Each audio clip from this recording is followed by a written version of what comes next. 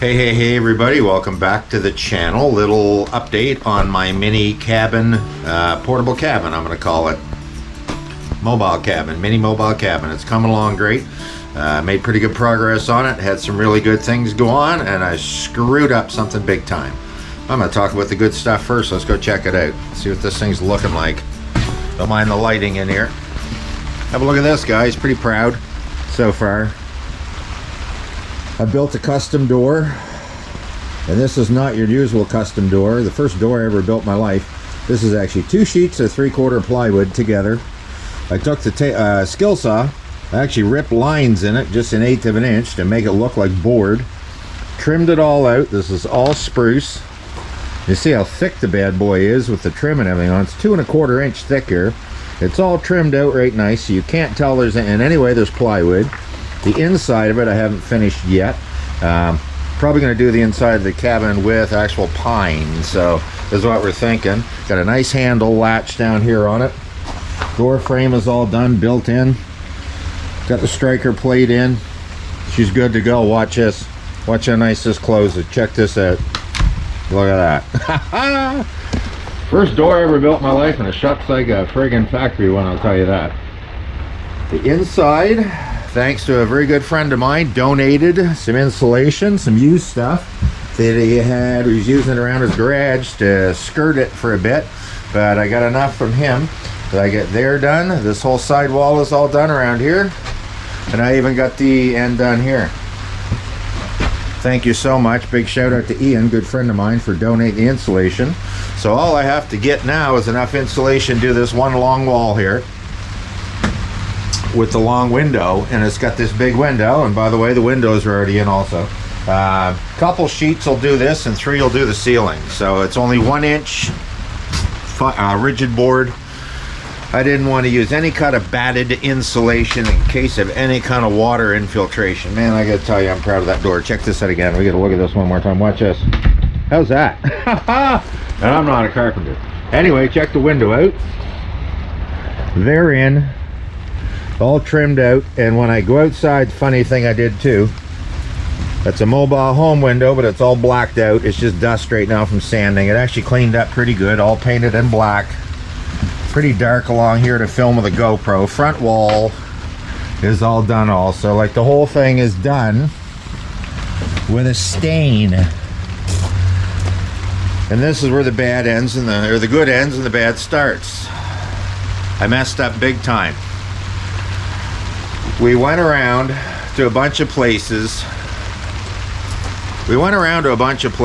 And we told them, I basically told them what I was looking for. I'm building a structure out of all plywood, basically. Everything is spruce.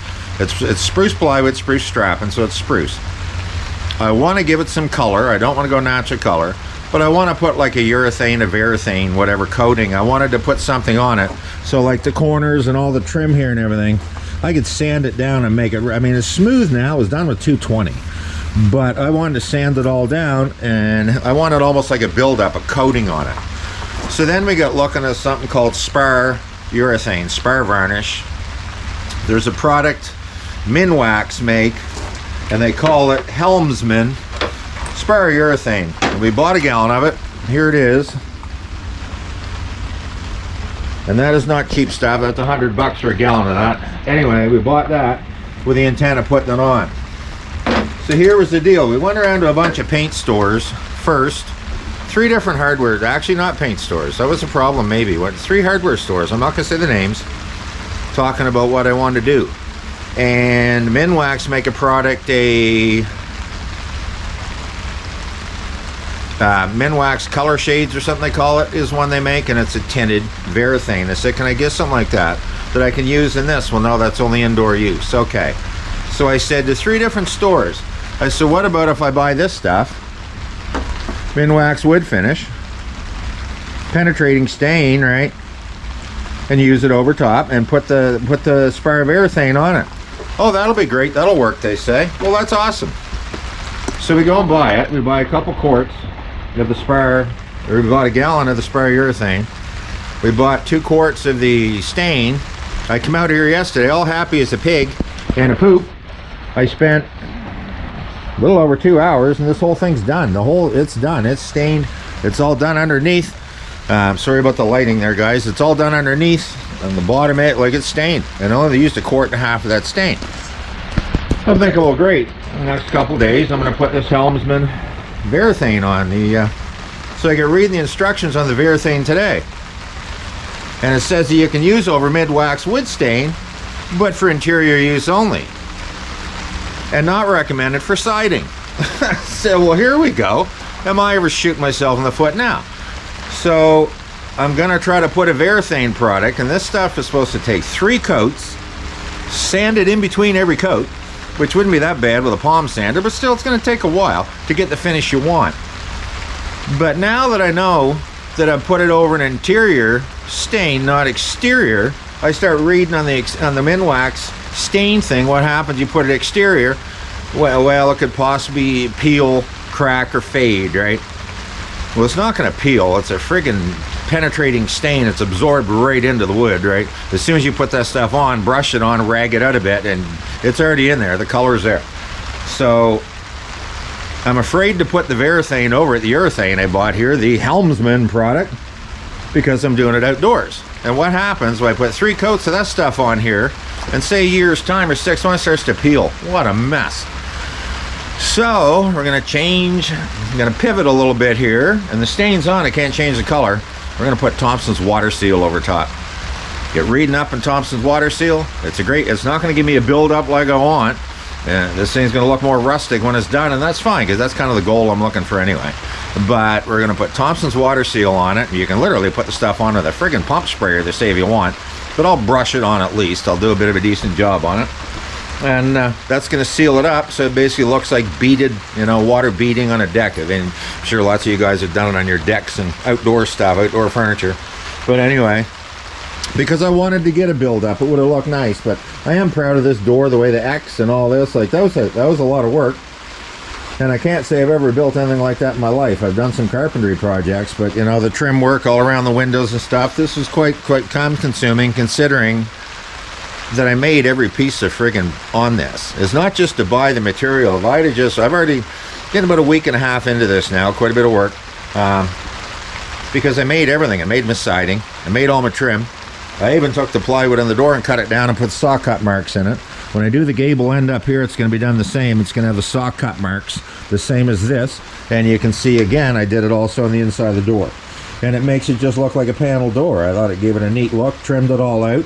I've even got the stop strip here, which is going to get some nice 3/8, watch this, haha, for the last time, 3/8 insulation foam we bought over here, which we're going to use to seal it off. So I got a weather strip.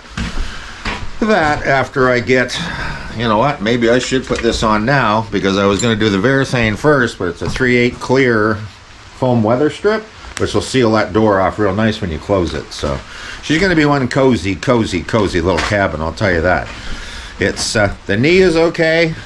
I can't do big trips. We go in and start walking around hardware stores and that. We don't get too far, and I gotta sit the hell down or get the hell back in the truck and get them off my feet. It's not 100% healed, but like I'm standing there talking to you guys right now, I don't have a knee brace on. It feels fine. I have no pain, no discomfort at all right at the moment. But we go out and start walking around any amount. It gets a little uncomfortable after a while, but anyways, just wanted to show you guys the progress update so far. Going to buy some more insulation today, and again, just putting in 1 inch. It's only like R4. It's only a real low R value, but I don't need a lot in this. This thing will heat like a candle once it's done. And I'm gonna have it completely insulated. I'm gonna vapor barrier it next, because they recommend I should still do it to keep any humidity out of it, and it'll be a sealed off unit, right? And then it's got to go outside soon so I can put a roof on. So I'm going to cut all the roofing material out in the garage here. I've got to rip a bunch of 2x4s again and make my little 2x2s, or 1.75" by 1.5" or whatever they come out at when you actually rip them. So take a 2x4, rip it in half lengthways. I got to do a bunch of them, and that's going to be on my roof structure, ridgeboard and rafters. So enough ranting for today. We didn't get to the cabin this weekend. Sorry, the road is really icy and my leg just didn't want to take it. So just an update video from the garage. Like and subscribe. Stay tuned. This is going to be a beautiful, beautiful little building when I get this thing finished. So it's going to be pretty neat to go out and start camping in it too. Looking forward to it. Live simply, remain grateful. Talk to you very soon.